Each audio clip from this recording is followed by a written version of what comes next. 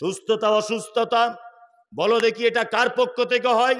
আবু জেহেল পর্যন্ত বলেছিল এটা আল্লাহর পক্ষ থেকে হয়, কিন্তু আবু জেহেলের ধারণা ছিল এটা মুহাম্মদ সাল্লাল্লাহু আলাইহি ওয়াসাল্লাম। আল্লাহর কাছে ডাইরেক্ট পৌঁছানো যায় না, এই 360টা দেবদেবীর মাধ্যমে আল্লাহর কাছে পৌঁছাতে হবে। তুমি একা লাফালাফি করে পৌঁছাতে পারবে না। আবু জেহেল হয়ে গেল মুশরিক। বর্তমান বাজারেও মুশরিক যে শব্দটা হিন্দুর ভিতরে দেখতে পাওয়া যায় না, খ্রিস্টানের ভিতরে দেখতে পাওয়া যায় না, বৌদ্ধদের ভিতরে দেখতে পাওয়া যায় না। এই বর্তমান মুশরিক যে শব্দটা কোরআন মাজিদে এসেছে, শুধুমাত্র মুসলমানদের ভিতরে এই মুশরিকদেরকে খুঁজে পাওয়া যায়। আজও বর্তমানে সারা ভারতবর্ষে, পাকিস্তান, বাংলাদেশের 30 থেকে 35, 40, 50% মানুষের এটা দাবি যে আল্লাহর কাছে ডাইরেক্ট পৌঁছানো যায় না, পিঠ ধরে তবে পৌঁছাতে হয়। দাবি নাই? এই আছে না নাই? মক্কার মুশরিকেরা মাটির ঠাকুর তৈরি করে, পাথরের দেবদেবী তৈরি করে তার মাধ্যমে আল্লাহকে পাওয়ার আশা করত। বর্তমান নামধারী, দাড়িওয়ালা, টুপিওয়ালা মৌলভী সাহেব, হুজুরের দাবি হচ্ছে এই যে মরা মানুষ কবরের ভিতরে দিয়ে এর মাধ্যমে আল্লাহকে পাওয়া যাবে। মানে তখনকার মুশরিক আর এখনকার মুশরিকের ডিফারেন্স এতটুকুই, তারা মাটি বা পাথরের দেবদেবী তৈরি করে উপরে রাখতো, আর এখনকার মানুষ মরা মানুষ মাটির তলায় দিয়ে তার মাধ্যমে আল্লাহকে ডাকছে। এই ঘটনা ঘটছে কি ঘটছে না? ঘটছে কি ঘটছে না? ঘটছে। আমি মুমতাজুল ইসলাম বলছি, কোন মানুষ যদি কবর পূজা অবস্থাতে, কোন পীর সাহেব যদি কবর পূজা অবস্থাতে যদি তার মৃত্যুবরণ হয়, আমি মুমতাজুল ইসলাম আজকে বলে দিয়ে গেলাম জাতির সামনে, ওই কবর পূজারী জানাজা পড়া হারাম, চলবে না। এই মুমতাজুল ইসলামের কথা বলছি, তাদের সঙ্গে আত্মীয়তা করবেন না। যদি বুঝতে পারেন পীরপন্থী লোক, মাজারপন্থী লোক, অমুক ওসিলাপন্থী লোক, আপনি তার সঙ্গে কুটুমতালি পর্যন্ত করবেন না, কারণ আপনার মেয়েটাও অদূর ভবিষ্যতে জাহান্নামের রাস্তাতে হাঁটবে। হাঁটবে না? হাঁটবে। বয়কট করুন অবিলম্বে। সব যদি পীর ফকির দিয়ে ইসলাম চলবে, হযরত মুহাম্মদ সাল্লাল্লাহু আলাইহি ওয়াসাল্লামকে পাঠানো হয়েছিল কেন? কেন পাঠানো হয়েছিল? বলছে অমুক কেতাবে লেখা আছে, অমুক হুজুর বলেছে, অমুক ইমাম বলেছে, অমুক পীর সাহেব বলেছে। এই তোমার পীর সাহেবের কথায় যদি ইসলাম চলবে, মুহাম্মদ সাল্লাল্লাহু আলাইহি ওয়াসাল্লামকে পাঠানোর প্রয়োজন কি ছিল? কি প্রয়োজন ছিল মুহাম্মদ সাল্লাল্লাহু আলাইহি ওয়াসাল্লামকে পাঠাবার? বদমাইশির জায়গা পাও না। একজন মাত্র মানুষের কথায় জান্নাত পাওয়া যাবে, তিনি হচ্ছেন মুহাম্মাদুর রাসূলুল্লাহ সাল্লাল্লাহু আলাইহি ওয়াসাল্লাম। দ্বিতীয় কোন জায়গার কোন মানুষের কথা ইসলামের কথা হিসাবে মানা যাবে না। তোমার হুজুরের কথা তোমার বইয়ের পাতাতে রেখে দাও, তোমার হুজুরের 10 পয়সাও দাম নাই। 10 পয়সাও তোমার পীর সাহেবের দাম নাই। তাহলে এরাও এক শ্রেণীর মুশরিক বর্তমানে ঘুরছে। ঘুরছে কি ঘুরছে না? ঘুরছে। চলুন, আরো কত যে শব্দ এসেছে, যদি ব্যাখ্যা বিশ্লেষণ করা যায় তা রাত্রি 12টা বেজে যাবে। মানুষ তো বিরক্ত হবে, এসব বক্তব্য মানুষ শুনবে না। মানুষ কি শুনবে? ওই যে 7 তলা জাহাজের গল্প, হ্যাঁ, ওই যে ওখানে কি ঘটেছে, এখানে কি ঘটেছে, এইসব মানুষ বেশি পছন্দ করে। এখন কিছু করার নাই। কি বলছি বুঝতে পারছেন? আমি যেখানে যাই, আগে কয়েকটা হাসি নাসির কথাটা তো বলতাম জলসাতে, যেইখানে যাবে তা মানুষ স্মরণ করিয়ে দেয়। সেই হাসের গল্পটা বলবেন আজকে। একবারও বলেন একটা লোক যে এই হাদিসটা একটু বলবেন তো মৌলী সাহেব, শুনবো। কেউ বলেন। দুঃখ লাগে এগুলো। কি বলছি বুঝতে পারছেন? এগুলো খুব দুঃখ। এবার আপনাদের ব্যাপারে আল্লাহ সুবহানাহু ওয়া তাআলা পুরস্কার ঘোষণা করেছেন। এই যত শব্দ এসেছে তার ভিতরে একটা দল, তার নাম হচ্ছে মোমেন। কে? মোমেন। এবার আপনাদেরকে বলি মোমেন কারা। এক, আচ্ছা, ঈমান আর মোমেন এই দুটো জিনিস এক না আলাদা? কথা বলুন। কে? ভয় করছে বলতে, যদি গোলমাল হয়ে যায়, বিপদ হয়ে যাবে, তাহলে এরকম ভাবছেন নাকি? আমি আপনাকে মারবো না, গালও দেবো না, এটা শুধু বলুন আমাকে যে মোমেন আর ঈমান এই দুটো আলাদা না এক? বলছে একটাই। হ্যাঁ, ঠিক, যে যেটা বুঝেছে সেটা বলেছে, কোনো সমস্যা নেই তো। আচ্ছা, আমি এবার আপনাকে একটা কথা বলছি। আপনাদের গ্রামে একটা ছেলে MA পাস, চাকরি বাকরি কিছু পায়নি, MA পাস। আচ্ছা বলুন তো, তাকে কেউ কোনোদিন স্যার বলে ডাকবে? ডাকবে? কেন ডাকবে না? কেন? তো MA পাস করেছে। স্যার উপাধি পেতে গেলে অন্তত পক্ষে কোনো স্কুলে ABCDFG এটাও পড়াতে হবে, কোন স্কুলের সঙ্গে সম্পর্ক এই স্যার শব্দটা, তাই না? আপনি যতই ডিগ্রি করেন, আপনি জীবনে কেউ কোনোদিন স্যার বলে ডাকবে না। এই স্যার শব্দটা শুনতে গেলে আপনাকে কি করা লাগবে? স্যার শব্দটা শুনতে গেলে কি করা লাগবে? স্কুলের সঙ্গে যুক্ত হতে হবে, তবেই আপনি স্যার, তাই তো? দিদিমণি কেউ বলবে না, যত ডিগ্রি থাক। বলবে? বলবে না। এবার আপনাকে বলছি, আপনার ডিগ্রি আপনাকে স্যার উপাধি দিতে পারবে না। ঈমান এনেছেন, লা ইলাহা ইল্লাল্লাহ, আল্লাহ ছাড়া কোনো সত্য মাবুদ নাই, মুহাম্মদ সাল্লাল্লাহু আলাইহি ওয়াসাল্লাম আল্লাহর গোলাম, আল্লাহর বান্দা এবং তার রাসূল। এটা আপনি সাক্ষী দেন কি দেন না? এটা দিলেন মানে ডিগ্রি অর্জন হলো, আপনার ঈমানটা এলো। মোমেন হতে হবে। মোমেন হতে গেলে আবার কিছু মাল গুণাগুণ আপনার ভিতরে থাকতে হবে। হবে কি হবে না? চলুন মোমেনের দুটো একটা গুণের কথা আপনাদেরকে বলি। এক, আল্লাহ বলছেন, ইন্নামাল মুমিনুনা আল্লাযীনা ইযা যুকিরাল্লাহু ওয়াজিলাত কুলুবুহুম ওয়া ইযা তুলিয়াত আলাইহিম আয়াতুহু যাদাতুহুম ঈমানা ওয়া আলা রাব্বিহিম ইয়াতাওয়াক্কালুন। মুমিনের গুণ আল্লাহ বলছেন। আল্লাহ বলছে মুমিন তো তারাই, কারা? যারা অন্যায় করার পরে আমার কথা স্মরণ হয়ে গেলে ভয়ে থর করে কাঁপবে। এটা হচ্ছে মোমেনের 1 নম্বরের গুণ। আপনার জীবনে পাপ হতে পারে, কোনো সমস্যা নেই, হতেই পারে। আপনার জীবনে ভুল হতে পারে, আপনি তখনই মোমেন বলে পরিচিতি দেবেন আল্লাহর দরবারে যখন সেই পাপ হয়ে যাবার পরে রাত্রে 2টোর সময়তে উঠে থর করে কাঁপতে কাঁপতে আল্লাহর ভয়ে ভীত হয়ে বলবেন, আল্লাহ, পৃথিবীর কারো দ্বারস্থ হয়নি, কোনো দরগাতে নয়, খানকাতে নয়, মাজারে নয়, তুমি গফুর রহিম, তুমি ক্ষমা করে দিতে পারো। প্রভু, আমি যে পাপ করেছি আমার স্ত্রী জানে না, যে পাপ করেছি পৃথিবীর কেউ সাক্ষী নেই, আমি যে পাপ করেছি হেডমাস্টার জানে না, মমতাজুল জানে না, আমার আব্বা মা জানে না, ভাই বোন কেউ জানে না, আল্লাহ তুমি জানো, তোমার কাছে ক্ষমা চাইছি। যদি আপনি পাপ করার পরে যদি স্যালেন্ডার হন কার কাছে? আল্লাহর কাছে, তাহলে আপনি হবেন 1 নম্বর মুমিনের গুণ আপনার ভিতরে রয়েছে। 2, সারা পৃথিবীর সমস্ত কার্যালয় দিনের বেলাতে বন্ধ হয়, এই দিনের বেলা চলে, রাত্রি বেলা বন্ধ হয়। ডিউটি কতক্ষণ? সকাল 11টায় অফিস খোলে, আর 4টে বাজলে বন্ধ হয়ে যায়, আর কোনো কাজবাজ হয় না।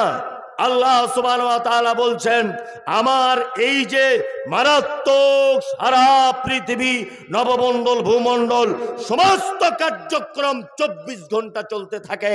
রাতের বেলা পাপ করেছো, দুপুর বেলাতে ক্ষমা চাও, দুপুর বেলা পাপ করেছো, রাতের বেলাতে ক্ষমা চাও, অটোমেটিক আমার কাছে ক্ষমা হতেই আছে, হতেই আছে।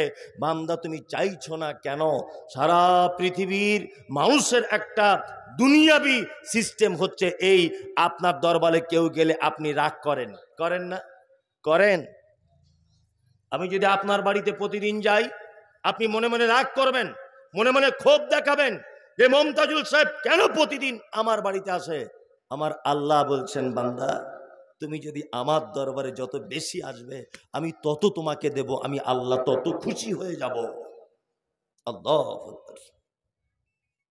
কি অবস্থা, কি অবস্থা! পাপের জায়গাগুলো মানুষে পরিপূর্ণ, যেখানে ক্ষমা হবার জায়গা মানুষ শূন্য। সিনেমা হলে যান, হাজার হাজার মানুষ টিকিট কাটছে সিনেমা দেখবে বলে। মদের দোকানে যান, 200 জন লোক লাইন দিয়ে আছে। বন্ধনের লোন দিতে যান, বলবে 300 জন সিরিয়ালের পরে লোন হবে, এ মাসে হবে না।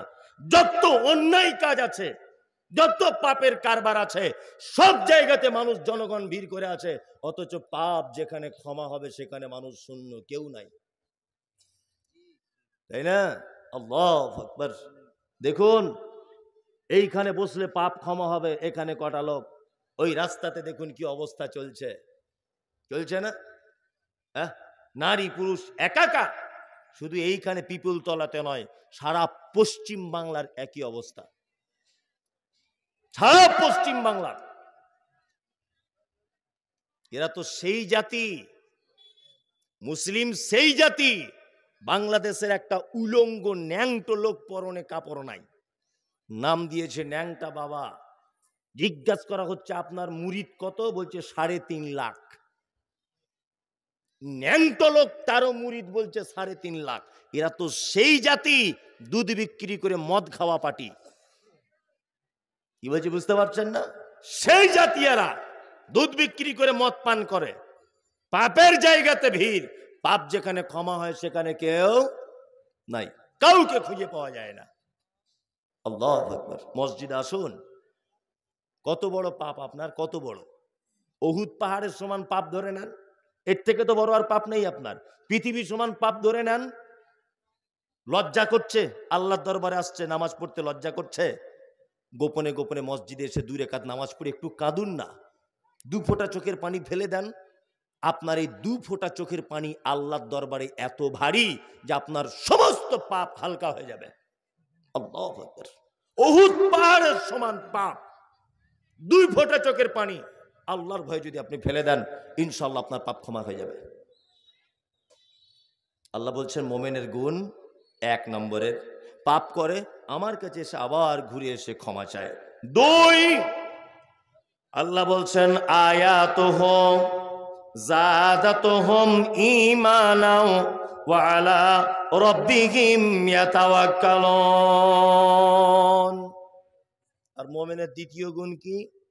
তার সামনে যখন কোরআন তেলাওয়াত করা হয় তার ঈমান কি হয়? কি হয়? বেড়ে যায়, বৃদ্ধি পায়। আল্লাহু আকবার। আরে মানুষ কোরআন পড়লে সত্যি কি ঈমান বাড়ে? বাড়ে, ঈমান বাড়ে। আমাদের মসজিদের ইমাম সাহেব নাই, তাই ইমাম সাহেব যখন খোঁজা হচ্ছে, ইমাম সাহেবটা একটু ভালো কোরআন মাজিদ পড়তে পারে কিনা এটা দেখার দরকার নাই, বলছে বেতন কত কম লিবে সেরকম ইমাম দেখো,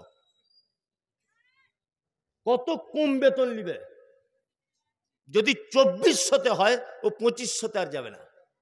অথচ একজনা কোরআন মাজিদ খুব ভালো তেলাওয়াত করতে পারে, খুব ভালো, তাকে লিবে না। কি বলছি বুঝতে পারছেন না? তাকে লিবে না। তারাবি পড়ায়, আমি তো দেখি সব সোশ্যাল মিডিয়াতে, আমরাও যে একেবারে বোকা লোক তা নয়, সব দেখি, সব কিছু, সারা পৃথিবীর খবর আছে এইটুকু জায়গাতে। কোন সিনেমা কখন বার হচ্ছে, কোন নায়ক কোন নায়িকার সাথে সিনেমা করছে, বক্তা মানে আমার সব রকমের জ্ঞান রাখতে হবে। কোন হাদিস কোথা থেকে এসেছে, কোরআনের আয়াত কি বলছে, হাদিস কি বলছে, কোন পীর সাহেব কি বলছে, কোথায় কবে কি ঘটেছে, এইটার ভিতরে সব কিছু ভরা আছে। ইনশাল্লাহ সব জ্ঞান রাখতে হবে আমাকে। কি বলছি বুঝতে পারছেন না? রমজান মাসে মসজিদে তারাবি হচ্ছে, খুব সুন্দর করে তেলাওয়াত করছে, আলহামদুলিল্লাহি রাব্বিল আলামিন আর রহমানির রহিম, তেলাওয়াত চলছে, কঠিন মানে খুব কোকিল কণ্ঠী তেলাওয়াত। তারাবি নামাজ শেষ করতে টাইম লেগেছে মোটামুটি 1 ঘন্টা 20 মিনিট। তার নামাজ পড়ে এসেই কমিটির সঙ্গে ঝামেলা পাবলিকের, বলছে ইমাম হটাবি কিনা বল। বলছে কেন? বলছে তারাবি পড়তে সালে এত টাইম লাগে নাকি? হ্যাঁ, সারাদিন কাজবাজ করি, এই ইমাম পাল্টাও। ইমাম কমিটি পাবলিকের চাপে ইমাম পাল্টে দিয়েছে। কি বলছি বুঝতে পারছেন? দ্বিতীয় আর একটা ইমাম এসেছে, দ্বিতীয় আর একটা ইমাম এসে গ্রামের একটা বয়স্ক লোককে জিজ্ঞেস করছে, হা গো চাচা, আগের ইমাম সাহেবটা চলে গেল কেন? বলছে ও কোরআন খুব সুন্দর করে পড়তো, টান দিয়ে দিয়ে তো ওই জন্য দেরি হয়ে যেত বলে লোক পছন্দ করতো না। ভালো করে বুঝবেন, তাহলে এ দেখছে সমস্যা কিছুই নয়, কোরআনটা একটু তাড়াতাড়ি পড়া, এটাই হচ্ছে মেন ব্যাপার, তাই তো? আর টাইমটা কমিয়ে আনা। এ প্রথম দিনই 35 মিনিটে টোটালে সব শেষ। মুসল্লি তখন বাইরে এসে বলছে এই হচ্ছে শালা বাপের বেটা, মৌলভী সাহেব এতদিন দেখেছি, এর মতো দেখিনি। বলছে কি বলছে না, হ্যাঁ বলুন তো উত্তম কে করেছে, আগেরটা না এ? আগেরটা। আমরা কাকে উত্তম বলি? কাকে উত্তম বলি? দ্বিতীয়টা। আল্লাহ কি বলছেন? আয়াতুহু জাদাতুহুম ঈমানা। মোমেন তো তারাই, আহা যাদের সামনে কোরআন তেলাওয়াত করা হলে তাদের ঈমান বেড়ে যাবে। আল্লাহু আকবার। সত্যি যে ঈমান বাড়ে জ্বলন্ত প্রমাণ। এই যে এখানে একটা ছেলে ছিল, কই এই মঞ্জুর, বাইরে চলে গেল। আমরা দুজন এবার ওমরা করতে গিয়েছিলাম। আপনাদের দিনাজপুরের একটা লোক, দিনাজপুরের, এটা তো মালদা, দিনাজপুরের একটা লোক একেবারে নিরক্ষর, নাম লিখতে পারে না, কিছুই বুঝে না দুনিয়ার সম্পর্কে, একেবারে নিরক্ষর লোক। আমার সঙ্গে গিয়েছিল ওমরাতে। মানে আমি যখনই গেছি তখনই 20-30 জন 40 জন করে লোক নিয়ে গেছি। আবার রমজানের ঈদের 15 দিন পরে যাব। এই যে ভাইরা সব বলছে আপনার সঙ্গে যাবো, চলুন সবাই মিলে যাবো একসাথে, কোনো সমস্যা নেই। তা লোকটাকে নিয়ে গেছি। কাবা শরীফের ইমাম আল্লাহু আকবার কোরআন তেলাওয়াত করছেন। ইয়াউমা তারাউনাহা তাযগালু কুল্লু মুরজিআতিন আম্মা আরজাআত ওয়া তাযাউ কুল্লু যাতি হামলিন হামলাহা ওয়া তারান নাসা সুকারা ওয়া মা হুম বিসুকারা ওয়ালাকিন্না আযাবাল্লাহি শাদীদ। বাংলা মানে কি? বাংলা মানে আল্লাহ বলছেন কিয়ামতের দিন এত ভয়াবহতা হবে যেদিন গর্ভবতী মা তার বাচ্চা নিচের দিক দিয়ে পড়ে যাবে, বুঝতে পারবে না। আল্লাহু আকবার। একজন দুগ্ধ দানকারিনী মা তার বাচ্চাকে দুধ পান করাতে ভুলে যাবে। মানুষগুলোকে দেখতে পাওয়া যাবে সব যেন মাতাল। আল্লাহ তারপরে আবার বলছেন অমা হুম বিসুকারা, একজনাও কেউ মদ পান করেনি, ওয়ালাকিন্না আযাবাল্লাহি শাদীদ, শুধু আমার কঠিন আযাবের ভয়ে মানুষকে সব মাতালের মতো ঘুরতে দেখা যাবে কিয়ামতের মাঠে। সুবহানাল্লাহ। এই কিয়ামত। আব্দুর রহমান আস-সুদাইস তিনি যখন তেলাওয়াত করছেন, উনি আরবি দেশের মানুষ, হাউ হাউ করে কাঁদছেন। আমি মুমতাজুল ইসলাম সামান্য একটু বুঝতে পারছি যে আল্লাহ এটা বলতে চাইছে, আমার চোখ দিয়ে অঝরে পানি ঝরেই যাচ্ছে। ফজরের নামাজ আর এশার নামাজ আব্দুর রহমান আস-সুদাইস সাহেব তিনি পড়াতেন। ইমাম, 1 নম্বর ইমাম উনি মক্কার কাবা ঘরের। আমার পাশে দাঁড়িয়ে থাকতেন ওই চাচা দিনাজপুরের, ওনাকেও দেখতাম ডুকরে ডুকরে খুব জোরে জোরে কাঁদতেন। জিজ্ঞাসা করে বলতাম নামাজে পড়ে, চাচা আমি আরবি জানি বলে আমি না হয় মন ভরে গেল, আমি কেঁদে দিলাম, তুমি কেন কাঁদলে? চাচা তখন বলছে, সত্যি মাওলানা সাহেব, আমাদের এলাকাতেও নামাজ পড়েছি, কোরআন পড়লে যে অন্তর গলে যায়, আজকে আমার কাবাতে এসে তার জ্বলন্ত প্রমাণ হলো। অশিক্ষিত লোক, কোরআন পড়তে জানে না, কোরআনের মানে বোঝে না, সুললিত কণ্ঠে তেলাওয়াত শুনলে তার ঈমান গলে, মন গলে, চোখ দিয়ে পানি ঝরে ঝরে জামা ভিজে যাচ্ছে। আল্লাহর কসম করে বলছে, এটা আমার নিজের চোখে দেখা, নিজের চোখে দেখা। 1 লাখ টাকা খরচা করে আপনি একবার যদি উমরাটা অন্তত পক্ষে করে আসেন, 1 লাখ টাকা। আমার সাথে চলুন, রমজানের পরে আমি যাব ইনশাল্লাহ। চলুন, 1 রেকাত নামাজ পড়বেন, মনে হবে 5 লাখ টাকা শোধ হয়ে গেল। আব্দুর রহমান আস-সুদাইস এমন তেলাওয়াত করছেন, আল্লাহু আকবার, মনে হচ্ছে যেন কোরআন অবতীর্ণ হচ্ছে। এত সুন্দর তেলাওয়াত। 1 ঘন্টা 2 ঘন্টা যদি নামাজ হয়, 1 মিনিট আমি দাঁড়িয়েছিলাম এটা বোঝা যাবে না। প্রত্যেক ওয়াক্তে দেখলাম লোকটা মায়াবী কণ্ঠে তেলাওয়াত, প্রতিটা ওয়াক্তে তিনি কাঁদছেন, প্রতিটা ওয়াক্তে কাঁদছেন। Ethiopia, Tanzania, German, Japan, Palestine, সারা পৃথিবী থেকে যে যে ভাষার যে যে বর্ণের এক জায়গায় হয়েছে, কোরআন তেলাওয়াত শুনলে অন্তর গলে, অশিক্ষিত মানুষ তার হৃদয় গলে, চোখ দিয়ে পানি বার হয়। আল্লাহ বলছে এরাই তো অরিজিনাল মোমেন। কারা? আয়াতুহু যাদাতুহুম ঈমানা। বড় আফসোস লাগে, বড় দুঃখ লাগে, চায়ের দোকানে, রাস্তাঘাটে, এখন বিজ্ঞানের উন্নত মানের যুগে কি করে একটা চায়ের দোকানে গানের আওয়াজ হয়, কি করে যুবক তোমার মোবাইলে গান বাজে। তুমি কোরআন পড়তে না পারলেও social media, YouTube, Google, Facebook, তুমি যদি সার্চ করো যে কোরআন তেলাওয়াত দাও, অতটুকু যদি কথা বলতে পারো, আসবে কি আসবে না? যুবক, এর পরেও তুমি গান শুনতে ব্যস্ত, মুরব্বী এর পরেও তুমি কার্টুন দেখতে ব্যস্ত, মায়েরা এর পরেও সিরিয়াল দেখতে ব্যস্ত। আপনাদের কাছে বিনীত অনুরোধ, কোরআন পড়তে পারেন না পারেন, অন্তত পক্ষে আপনার চায়ের দোকানে গান না বাজিয়ে দুটো কোরআন মাজিদ তেলাওয়াত করে শোনান। আপনার মোবাইলে হেডফোন দিয়ে একটু কোরআন মাজিদ তেলাওয়াত শুনুন, অবশ্যই আপনার মনে দাগ কাটবে, কাটবে, কাটবেই। কাটবে কি কাটবে না? কাটবে। লজ্জা লাগে যুবক, তুমি এখন হেডফোন দিয়ে গান শোনো সারা রাত, কেন একটু কোরআন মাজিদ শোনা যায় না? আল্লাহ বলছেন, আয়াতুহুম যাদাতুহুম ঈমানা ওয়া আলা রাব্বিহিম ইয়াতাওয়াক্কালুন। আল্লাহ বলে, মোমেন শোন, তোর দ্বিতীয় নম্বরের গুণ হলো, তোর সামনে যখন কোরআনের আয়াত যখন বর্ণনা করা হবে, আল্লাহ বলছে তোর অন্তর গলে যাবে, গলে গিয়ে তোর ঈমানটা যেন বেড়ে যাবে। এটা মুমিনের দ্বিতীয় নম্বরের গুণ। আয়াত বলতে নিদর্শনাবলী বোঝায়। আয়াত মানে কি? নিদর্শনাবলী। আল্লাহর যে কত নিদর্শনাবলী পৃথিবীতে আছে, শেষ করা যাবে গুণে? যাবে। দুটো একটা নিদর্শনাবলী। আপনারা রাগ করছেন, ছেড়ে দিব নাকি? ছেড়ে দিব না, তাহলে চুপচাপ বসুন, আরো কিছুক্ষণ বলি। এক, আচ্ছা ভাই, আপনারা রসগোল্লা খান? খান। রসগোল্লা তৈরি হয় কি দিয়ে বলুন তো? ছানা দিয়ে, তাই না? ছানা দিয়ে। আচ্ছা, ছানা কোথা থেকে আসে? দুধ থেকে। দুধ কোথা থেকে আসে? এগুলো আমিও জানি, আপনিও জানেন, কিন্তু আপনাকে আমি আরো ভালো করে জানানোর চেষ্টা করছি। গাভী থেকে, তাই না? এবার আপনাকে বলছি, গাভী কি খায়? ঘাস খায়। এই যে এইগুলো খায়, যেগুলো আপনারা বসে আছেন, কি বলে এগুলো? খোড়। খোড়, কাঁড়ি। কাঁড়ি আমাদের ওদিকে বলে বিচুলি, মানে এক দেশের গালি তো আর এক দেশের বুলি। কি বুঝলেন? আমার জীবনে একটা ঘটনা আছে, বাংলাদেশে গেছিলাম একবার, প্রথম তখন যাচ্ছি, প্রথম।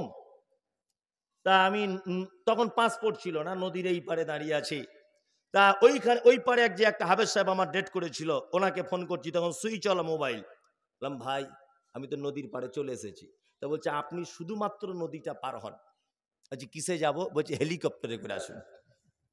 হেলিকপ্টার পাঠাচ্ছি আমরা। আমি আমার বউকে সাথে সাথে ফোন লাগিয়ে দিয়ে বলছি, জানো, জীবনের একটা বড় স্বপ্ন পূরণ হতে যাচ্ছে। প্লেন বহুবার চেপেছি, আল্লাহ দিয়েছে, ওমরায় গেছি, তারপরে দিল্লি, বোম্বাই, গুজরাট, প্লেনে সবসময় যাতায়াত করছি। আসামে যাই, সবসময়তেই প্লেনে যাই, প্লেন সবসময় চেপেছি, জীবনে হেলিকপ্টার চাপা হয়নি। এবছরে মনে হয় স্বাদ মিটবে। আমার স্ত্রী বলছে, তাহলে আপনার কপাল ভালো, আপনি চাপুন। আমার তো মেয়ে ছেলে মানুষ, আমার কপালে নাই। তা আমি আবার হেলিকপ্টারে উঠবো বলে ব্যাপার বুঝতে না পারে ভালো পাঞ্জাবিটা ব্যাগ থেকে বার করে পড়েছি। ভালো পাঞ্জাবি পরে আতর টাতর মেখে নিলাম, হেলিকপ্টার বলে কথা, বক্তা হিসেবে যাচ্ছি আমি ইন্ডিয়ার।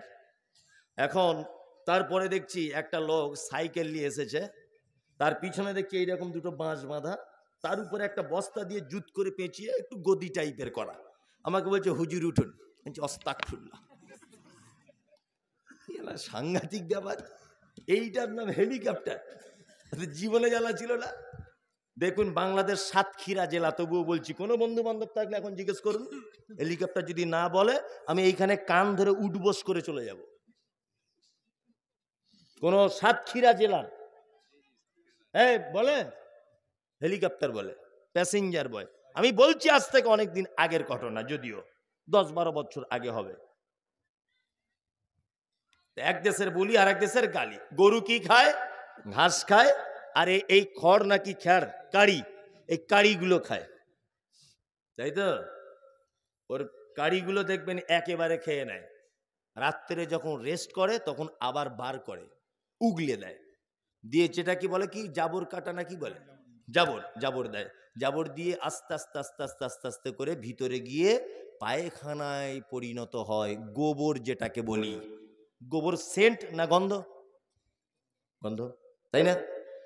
তাহলে একটা গরুর দেহের ভিতরে আছে রক্ত, মাংস, তার পেটের এক প্রান্তে আছে পানি, আর একদিকে আছে পেচ্ছাপ, আর একদিকে আছে গোবর।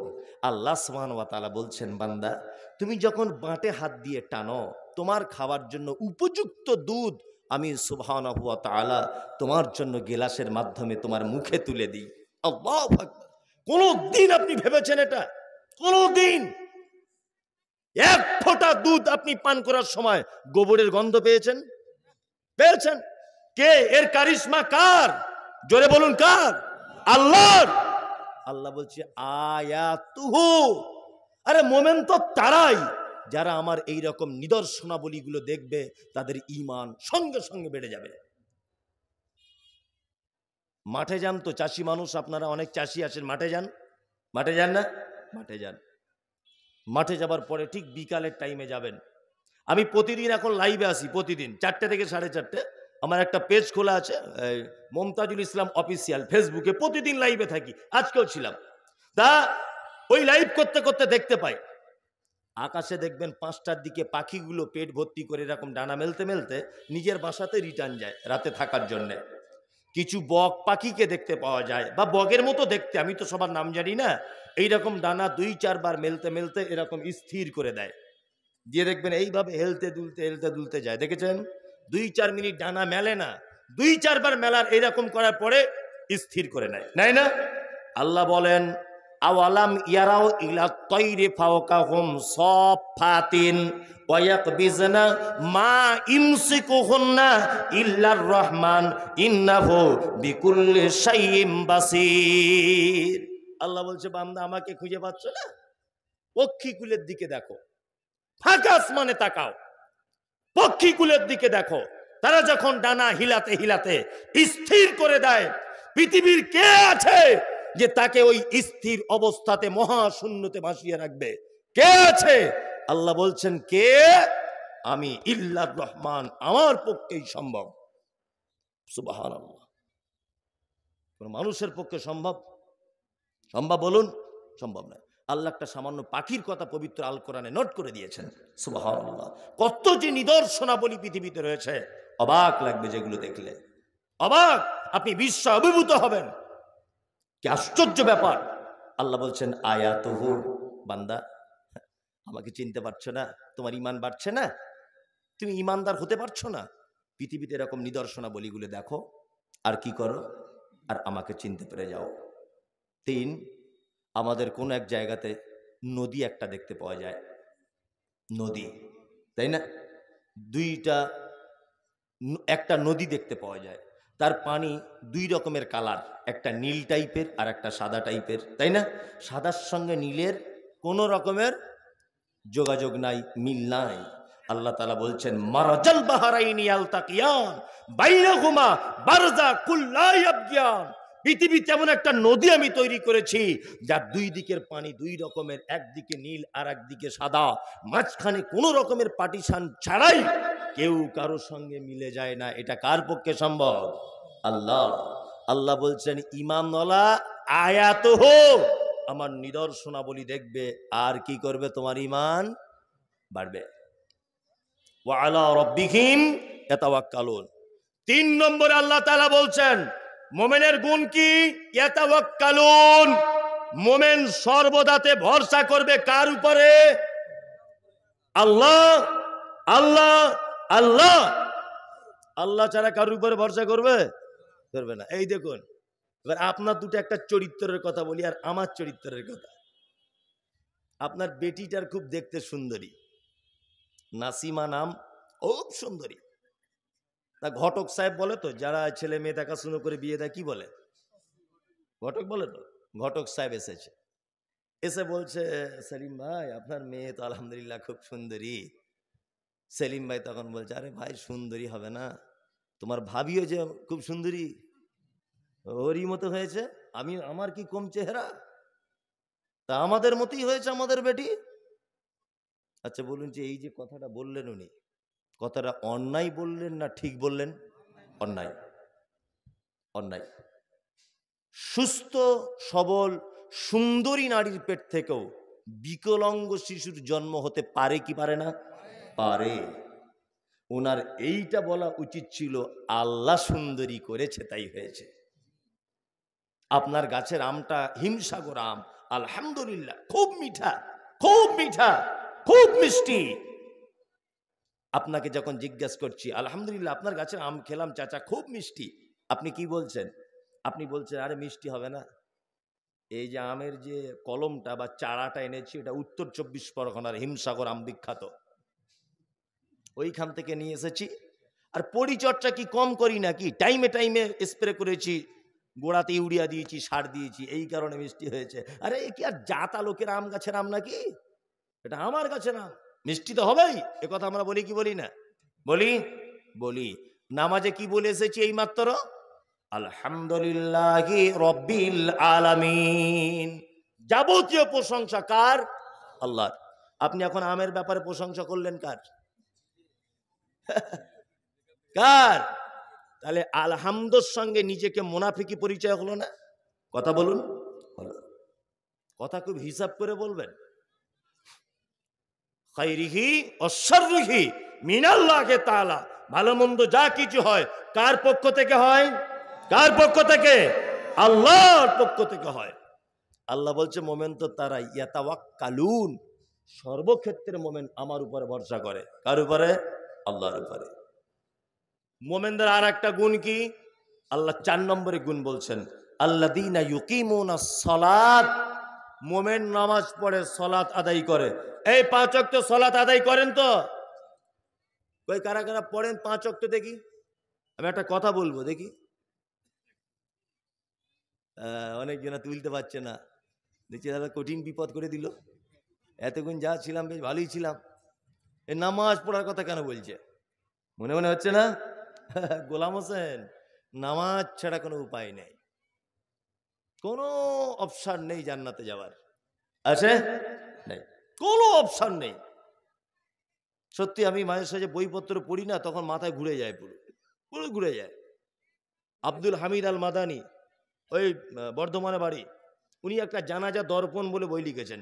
জানাজা দর্পণ, সম্ভবত আমার গাড়িতে বইটা রাখা আছে, পড়ার জন্য আমি কিনেছি, বিক্রির জন্য নয়।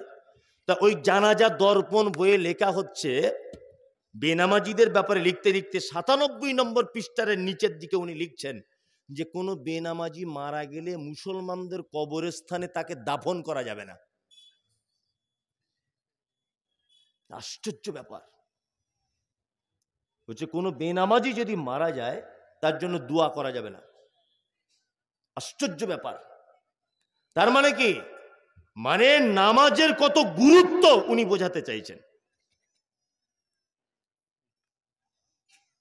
অনেক লোক আছে না, বলছে নামাজ না পড়তে পারি, আমার বাকি কাজ সব ঠিক আছে, টাইমের কারণে নামাজ পড়তে পারি না, এরকম লোক আছে না? নাই? আছে। চলুন আগে বেড়ে যায়। মোমেনের 4 নম্বরে গুণ, সালাত আদায় করবে। অমিম্মা আরযাকনাহুম ইনফিকুন। মোমেন কি করবে? কি করবে? দান করবে। দান, তাকে উপার্জিত সম্পদ থেকে সে আল্লাহর রাস্তায় কিছু দেবে। এবার আপনার কাছে অনুরোধ, আপনি মরা মানুষের মতো বসুন, আপনার কাছে আমি একটা কথা বলতে যাচ্ছি, খুব ইম্পর্টেন্ট কথা। চুপচাপ, কেউ কোনো কথা বলবেন না, নড়াচড়া করবেন না। আল্লাহ বলছেন মোমেন তারা যারা দান করবে। এই ব্যাপারটা আপনাকে একটু বোঝায়। যদি বলছে মাদ্রাসার ঈদগাহের জন্য টাকা চাইবেন, 1 টাকা চাইব না, জাস্ট আপনাকে একটা জিনিস বোঝানোর জন্য। আল্লাহ নবী সাল্লাল্লাহু আলাইহি ওয়াসাল্লাম পৃথিবী থেকে চলে যাবার আগে, এদিকে ফিরুন সবাই। আল্লাহ নবী সাল্লাল্লাহু আলাইহি ওয়াসাল্লাম পৃথিবী থেকে চলে যাবার আগে অসুখে পড়েছিলেন, জানেন? মারাত্মক অসুখ। দিনটা ছিল বৃহস্পতিবার। কি বার? বৃহস্পতিবার। বৃহস্পতিবার তিনি জীবনের শেষ জমাতের ইমামতি করেছেন। কোন ওয়াক্তের? মাগরিবের। মাগরিবের প্রথম 2 রাকাতে তিনি তেলাওয়াত করেছিলেন সূরা মুরসালাত। যার দ্বিতীয় রাকাতে তিনি তেলাওয়াতে শেষ করেছেন যে শব্দ বা আয়াত দিয়ে, সেটা হচ্ছে ফাবি আইয়্যি হাদিসিম বাদাহু ইউমিনুন। আল্লাহ বলছে তোমরা কি এর পরেও অন্য কোনো কথার উপর ঈমান আনবে? নবী যেন উম্মতের জন্য এটা বলতে চাইছেন যে আমার পরেও তোমরা কি কোনো কথার উপর ঈমান আনবে? আল্লাহর নবী সাল্লাল্লাহু আলাইহি ওয়াসাল্লাম অসুস্থ হয়ে পড়লেন। এশার নামাজের জন্য তিনি ওযু করলেন। একবার ওযু করলেন, অজ্ঞান হয়ে গেলেন। আর একবার ওযু করলেন, অজ্ঞান হয়ে গেলেন। আরো একবার ওযু করলেন, অজ্ঞান হয়ে গেলেন। মসজিদে নববীতে ঢুকতে পারছেন না। আল্লাহু আকবার। হযরতে আবু বক্করকে ইমামতি করার অনুমতি দেওয়া হলো। হযরতে আবু বক্কর সিদ্দিক রাদিয়াল্লাহু তাআলা আনহু ইমামতির জায়গায় যেতে চাইছেন না। আর তখন তো আল্লাহ রসুল বেঁচে আছেন, কি করে যাবেন? বাধ্য হয়ে তিনি ইমামতি করতে চলে গেলেন। পৃথিবীতে একজন মহামানুষ তিনি ছিলেন, আল্লাহর নবী সাল্লাল্লাহু আলাইহি ওয়াসাল্লাম বেঁচে থাকা অবস্থায় ১৭ রেকাতের ইমামতি করেছেন। তিনি হচ্ছেন কে? ১৭ ওয়াক্তের ইমামতি করেছেন। তিনি কে? আবু বক্কর সিদ্দিক রাদিয়াল্লাহু তাআলা আনহু। আবু বক্কর ইমামতি করছেন বলে আম্মাজান আয়েশা ব্যাপারটা ভালো বুঝছেন না। তিনি একটা আপত্তি করলেন, কারণ আয়েশা রাদিয়াল্লাহু তাআলা আনহার আব্বা আবু বক্কর, আর আল্লাহ রসুল শেষ জামানাতে শেষ দিনগুলোতে আয়েশার হুজরাতে ছিলেন। এখন অন্যান্য বিবিরা যদি আপত্তি করে যে আয়েশার হুজরাতে আল্লাহর নবী আছে বলে মনে হয় আয়েশার আব্বাকে ইমামতি করতে দিচ্ছে, এরকম একটা ব্যাপার। আয়েশা আপত্তি যখন করলেন, আল্লাহ নবী সাল্লাল্লাহু আলাইহি ওয়াসাল্লাম আয়েশাকে বললেন, আয়েশা কখনোই নয়, তোমার আব্বা আবু বক্কর ইমামতি করবে। শনিবার আল্লাহ রসুল সাল্লাল্লাহু আলাইহি ওয়াসাল্লাম একটু সুস্থতা বোধ করলেন, অসুখটা একটু কমলো। আল্লাহ রসুল অসুখ কমার সাথে সাথেই বলছেন, আয়েশা দুজন সাহাবীকে বলো আমি তাদের কাঁধে হাত দিয়ে একটু মসজিদে নববীর ভিতরে যাব। আল্লাহ রসুল দুজন সাহাবীর কাঁধে হাত দিয়ে মসজিদের ভিতরে যাওয়ার চেষ্টা করছেন। আবু বক্কর ইমামতি করছিলেন জোহরের। ব্যাপারটা বুঝতে পেরে পিছনে আসার তিনি একটা কৌশল অবলম্বন করলেন যে আল্লাহর নবী যখন চলে আসছেন আমাকে পিছনে চলে আসতে হবে। আবু বক্কর আসতে চাইলেন, আল্লাহ নবী ইশারা করে বললেন, আবু বক্কর না, ওখানেই তুমি দাঁড়াও। নবীজিকে আস্তে আস্তে করে নিয়ে গিয়ে আবু বক্করের বাম দিকে দাঁড় করিয়ে বসিয়ে দেওয়া হলো। আল্লাহ রসুল বসে পড়লেন। এখন আবু বক্কর ছিলেন ইমাম, তিনি হলেন এখন মুকাব্বির, অর্থাৎ আল্লাহ নবী সাল্লাল্লাহু আলাইহি ওয়াসাল্লাম আস্তে আস্তে তাকবীর দিচ্ছিলেন, আল্লাহু আকবার সামি আল্লাহু লিমান হামিদা। আবু বক্কর সেটা জোরে জোরে বলে মানুষকে শোনাচ্ছিলেন। ইসলামের প্রথম মুকাব্বির নাম তার কি? আবু বক্কর সিদ্দিক রাদিয়াল্লাহু তাআলা আনহু। বাড়ি চলে এলেন আল্লাহ রসুল নামাজের পরে। বাড়িতে এসে এত অসুখ বেড়ে গেল, আল্লাহ নবী আয়েশাকে বলছেন তিনটি কথা, খুব গুরুত্ব দিয়ে শুনুন। এক, আয়েশাকে বলছেন, আয়েশা আমাদের বাড়িতে কি কোনো সম্পদ আছে? আম্মাজান আয়েশা বলছেন, আল্লাহর নবী আমাদের বাড়িতে 5টা থেকে 9টা স্বর্ণের মুদ্রা আছে, অর্থাৎ দিনার যেটাকে বলা হয়। দিরহাম বলা হয় চাঁদির পয়সাকে, আর দিনার বলা হয় সোনার কয়েনকে, তাই তো? আম্মাজান আয়েশাকে আল্লাহর নবী তখন বলছেন, আয়েশা তুমি এখনো পর্যন্ত এইগুলো বাড়িতে রেখে দিয়েছো, অথচ কোনো আল্লাহ বলা মানুষের জন্য, কোনো নবীর জন্য এটা কখনোই ভালো নয় যে এত নিকৃষ্ট জিনিস বাড়িতে রেখে আল্লাহর সঙ্গে সাক্ষাৎ করবে। আল্লাহু আকবার। আয়েশা তুমি এখনো দান করে দিলে না, পয়সাগুলো এখনো বাড়িতে রেখে দিয়েছো, যাও দান করে দিয়েছো, যাও। আয়েশা বলছেন, আল্লাহ রসুল আপনি অসুস্থ ছিলেন, ওই জন্য কাউকে দেওয়ার সুযোগ হয়নি। তার মানে নবীজি এ কথা থেকে বোঝাতে চাইছেন এটা যে সম্পদ হচ্ছে পৃথিবীর সব থেকে নিকৃষ্ট একটি জিনিস। এটা যখনই তুমি দান করে দিতে পারবে তখন তোমার হয়ে গেল। তুমি যদি রেখে চলে যাও তাহলে এর থেকে নিকৃষ্ট আর কোনো জিনিস নেই। আপনাকে তো প্রায় দেখি আপনি বেটার ভবিষ্যৎ করছেন, দেখি না? যদি বলছেন বেটার ভবিষ্যৎ করছে, চাচা আপনি এখানে আসুন তো, এই গামছা মাথায় দিয়ে আপনি এখানে আসুন, আপনি আসুন এখানে, শুনুন, কিছু ধরবো না, জিজ্ঞেস করবো না। অনেক লোক ভয়ে আসে না। একটা জিনিস আপনাকে দেখাচ্ছি, বক্তব্য তো অনেক শুনেছেন, বাস্তবে আপনাকে দেখাই। এটা আমি আজ 3-4 দিন ধরে দেখাচ্ছি। এখানে আসুন, এগুলো দেখে জ্ঞান অর্জন করুন। আচ্ছা বাপ, আপনার বয়স কত বছর? আইডিয়া একটা আনুমানিক? 72, 72। আচ্ছা আচ্ছা, আপনার আব্বা মারা গেছে না বেঁচে আছে? কত বছর হবে মিনিমাম? 30? বেশ 40 40। শুনুন ভালো করে বলছি, জ্ঞান জ্ঞান জ্ঞান অর্জন করুন। এরকম ভাবে আপনাকে আজ পর্যন্ত কেউ বলেনি। লোকটার বয়স 72 বছর, ওর আব্বা মারা গেছে 40 বছর। চাচা আপনি সত্যি কথা বলবেন ইমানদারিতার সাথে, আপনি যে মিথ্যা বলেন আমি তা বলছি না। আচ্ছা আপনি আপনার আব্বার কবর দেখতে যাননি কত বছর হয়েছে? তবু মোটামুটি কতদিন? আচ্ছা ওরা হয়তো বাড়ির পাশে আছে বলে যায়, তাই না? মোটামুটি একটা লোক 40 বছর বাপ মারা হয়েছে, 5 দিনে তার বাপের কবরে গেছে নতুন নতুন। এখন আর ওর বাপের কবর কোনটা এটাও মনে নেই। বসুন, আচ্ছা বসুন বসুন। কি বলছি বুঝতে পারছেন? হ্যাঁ, কেউ দেখতে যায়? আপনি যান? আপনার আব্বা মা বেঁচে আছে? আপনি বেঁচে আছে আব্বা মা? আপনি আপনার আব্বা মা কবর দেখতে যান? সত্যিটা বলুন যে যাই না। পারছেই দূরে কাদের আছে যে খাস করে দেখতে যেতে হয়? কেউ যায় না। হ্যাঁ, অথচ বলছে আমি বেটার ভবিষ্যৎ করছি, বলছে না যে এত টাকা কেন কামাচ্ছ চাচা? বলছে বেটাদের ভবিষ্যৎ করে তো কিছু দিতে হবে। তোমার বাপও তোমার ভবিষ্যৎ করে গিয়ে পৃথিবী থেকে চলে গেছে, সে আজকে কবরে একা একা মরছে, কেউ দেখতে গেছে? আমি মমতাজুল ইসলাম আমার বাপের কবরের সাইডে যাই? কখনোই যাই না। তা আপনি কার জন্য সম্পদ জমা করছেন? কার কারণে? কার জন্য আপনি হারাম উপার্জন করছেন? কার কারণে? আপনি আজকে মরে যান, আপনার 4টে বেটা হু হু হু হু হু করে কাঁদবে,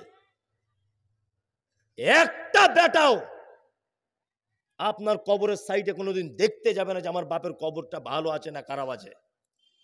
যেমন আপনি যাচ্ছেন না। বাস্তব কথা বলছি না অবাস্তব? একদম বাস্তব। আপনি বললেও বাস্তব, না বললেও বাস্তব। এইবার আপনার কাছে আমার বিনীত অনুরোধ, আল্লাহ সুবহানাহু ওয়া তাআলা বলছেন মোমেন তারা যাদেরকে রুজি দিয়েছি তার থেকে কিছু দান করে আমার রাস্তাতে। নবীজির ভাষাতে কি? পৃথিবীর সব থেকে নিকৃষ্ট জিনিস নবীজি আয়েশাকে কি বলতে চাইলেন? সম্পদ। তুমি যেটা রেখে যাচ্ছ এটা নিকৃষ্ট। তুমি যেটা আল্লাহ রাস্তায় দিয়ে দিচ্ছ ফকির মিসকিন অনাথ অসহায় কবরস্থান মসজিদ মাদ্রাসা, এইটা তোমার হচ্ছে আসল সম্পদ। কি বলছি বুঝতে পারছেন? এটা কি আসল সম্পদ। চলুন, আল্লাহ সুবহানাহু ওয়া তাআলা তারপরে আবার বলছেন কি উলাইকাল মুমিনুনা হাক্কা। আল্লাহ বলছে এরাই তো